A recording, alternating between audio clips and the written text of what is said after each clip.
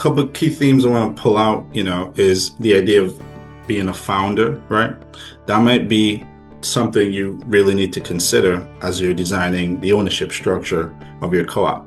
A lot of the times folks going with kind of an egalitarian mindset, right? This is a co-op, it's alternative to the capitalist structures. We're all going to be equal here, right? And we don't make considerations for the amount of effort it takes to have that founding class set things up for everyone else, right?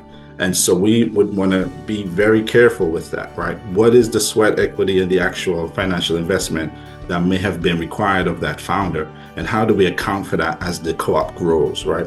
There might be certain liberties that founder takes that future members aren't going to be taking on, right? Because now we have a different structure and things like that. So that's really important, right? So I want to point out hierarchy, right? A lot of the times we think hierarchy goes away in a co-op. Well, unfortunately, if you don't like hierarchy, the truth is that it doesn't exactly go away, right? It just becomes fluid. Now you have the opportunity to put hierarchy in its proper place, right? It doesn't just stay with one person with a title forever and ever, right? It's not a rule power hierarchy anymore, right? I'm the executive forever and ever. No.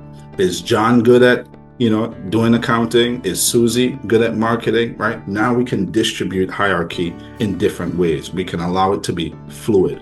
And when we identify stakeholders, like Joel said, he was looking for folks who knew how to farm, right? Maybe do things that he didn't know how to do, right? Or not, right?